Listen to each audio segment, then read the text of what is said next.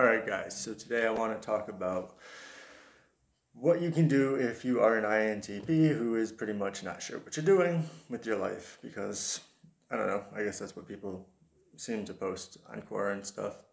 Though I think a lot of us are really doing something. Maybe we don't know what, but we're doing it. So for me, one of the biggest things I did was start a landscaping company, and right now I'm actually helping an ISTJ start his. He worked for me and mine, and when I kind of got out of the business a little bit, I kind of encouraged him to start his own, and now I'm helping him.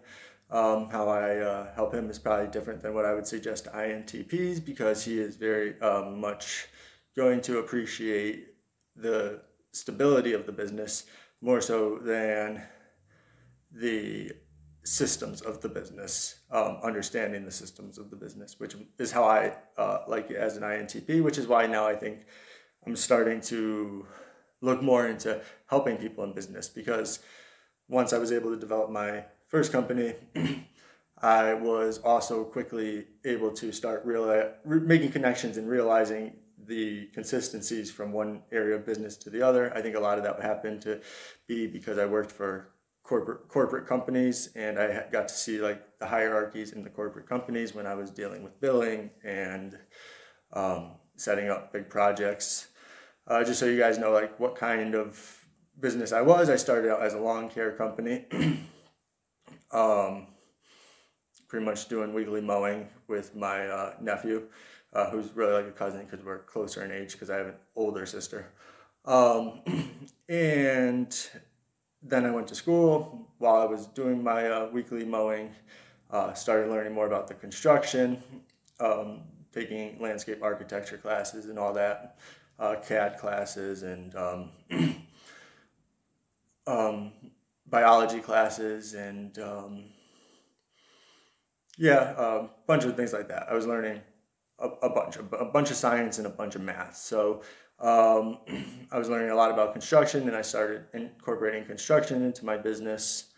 My first year in business doing lawns with like light landscaping, I did $100,000 in sales.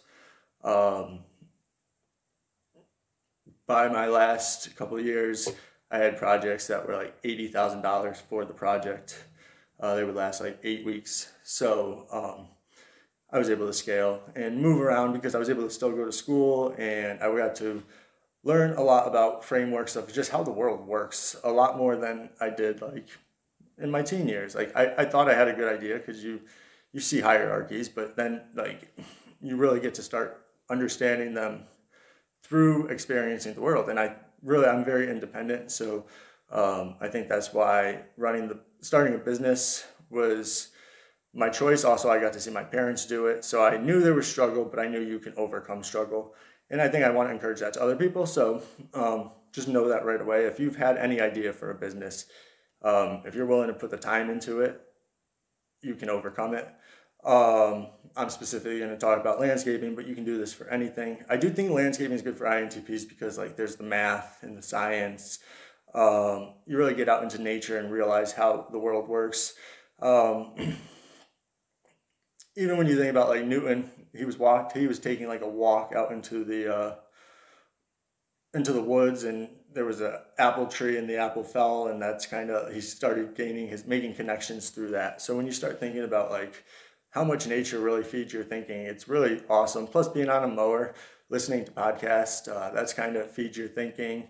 You can set your own schedule, so you can like set intervals for 4 hours where you actually just go out and mow those few lawns and start thinking. And like the thinking is going to grow, and you're going to start being able to like incorporate more things into your business. So that's always fun. But what I did is I put this together. So we're going to go into it. So yeah, I took classes. I went to school for horticulture, landscape design, certificate class, and my degree. My degree is not done because it got cut short last semester, and I'm going back this hopefully fall. I want to take in classes. I don't want to take them online really. I have fun in school, so And the reason I have fun in school is because like there's other people, especially if you go for like specific, like if you go to horticulture, it's a bunch of nerds like learning about horticulture. It's fun. Like they have horticulture clubs and things like that. We go up to Yukon for the seminars, like I wrote. And when you go to the seminars, there's like a bunch of people talking about ideas and ways to make the industry better, and it's just really cool stuff, actually. Um, Really working for customers. I was watching a YouTube channel. I think it was Joyce Mang's YouTube channel, and she had INTPs on yesterday, and they were saying how like once we tell somebody we're going to do something, we do follow through. It motivates us to follow through. So working for customers alone really kind of sets that in. Once you make a design for a customer or you schedule a yearly maintenance program for a customer, you're going to feel accountable to follow through with that. And you can also begin realizing patterns between customers, if you ever hire employees, how you work with vendors, and then also just business patterns, like how does gas affect the cost of goods? How does it cost the effect of delivery? And then where to like labor, like you're going to learn a lot of math and business stuff. And I don't think it has to be the biggest part, because for me, it wasn't my favorite part. I hate really getting into the numbers. I can run my QuickBooks, but yeah, I just do it. You know what I mean? It's part of my business. I get into hyper focus, and I set a day of the week to do it, and I just do it. It wasn't easy, but that's part of why I'm encouraging you guys to do it, because you got to learn a lot, and if you want to be successful, it's a direct path towards success where you get to still encourage your growth of TINE and your shadow functions so naturally. And that's why I'm encouraging you guys, because it's not easy, but it's a lot of fun to do. And you develop frameworks, and every year you'll see your routes get better. You'll see, because if you go to school and you learn concepts, and then you can take what you want exactly from like what you learn. And then like eventually you've taken enough information and you can really begin finding better ways to make the industry better.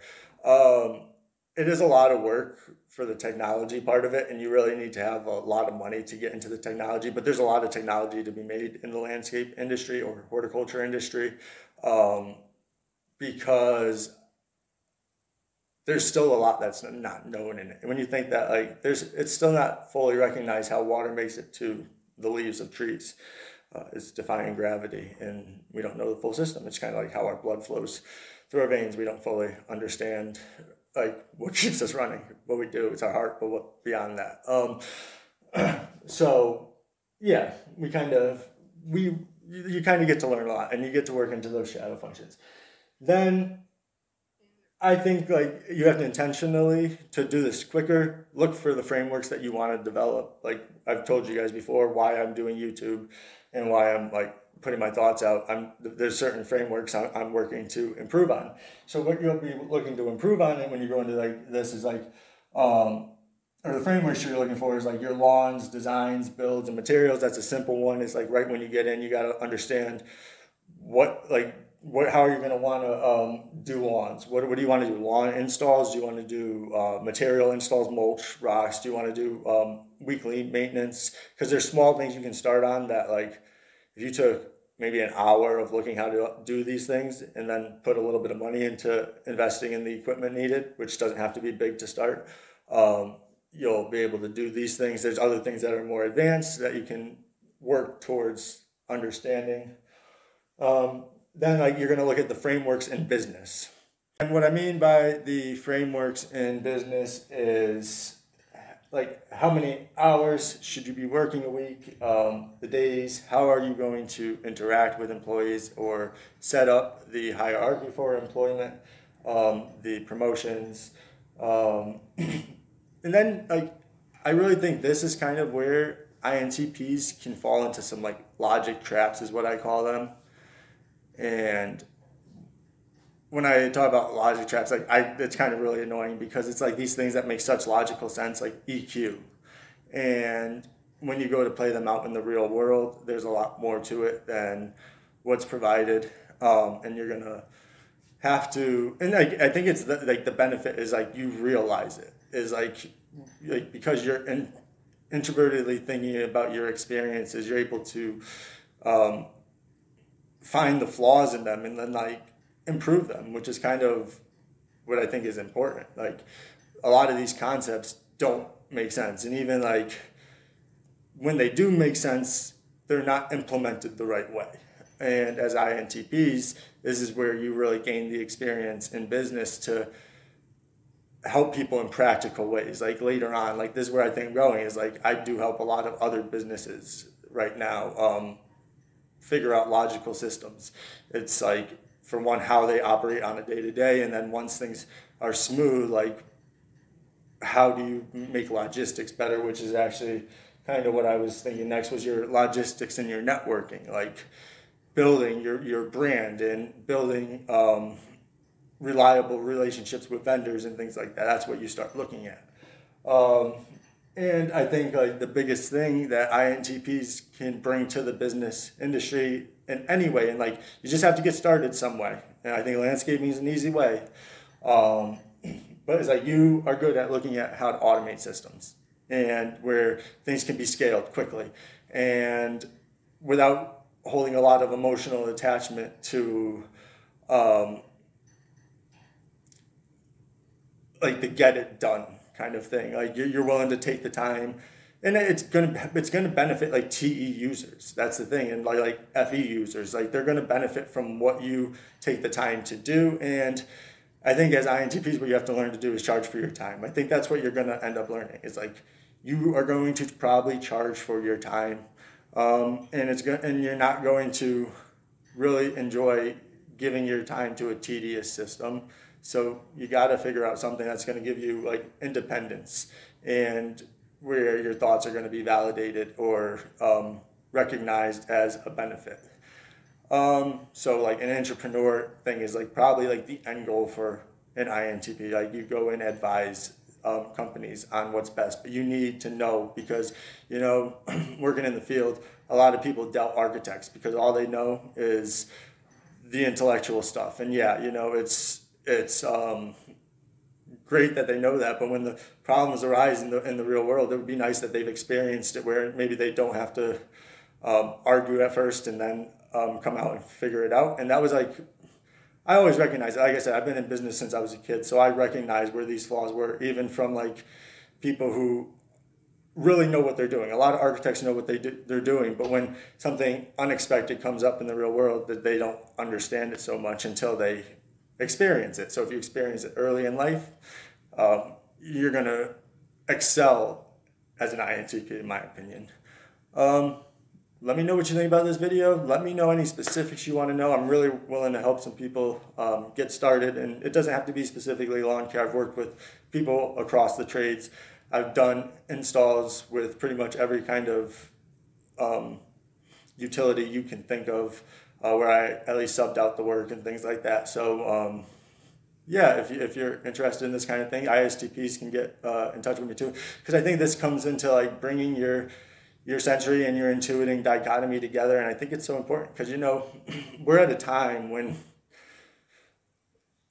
intuitions are coming, like intuitive thoughts are coming to existence, and if you're not willing to bring all of your intuition and sensing sides together to unite, like I think everybody's going to be left behind, anybody who doesn't do this, in every single MBTI type. So for intuitives, you really got to start putting yourself into the sensory world and understanding where you can make an impact. Like I said, let me know what you think. Like this video if it helped. Don't forget to subscribe if you haven't already. And thanks for watching. I'll catch you on the next episode of Cognition Ignition with C-Class.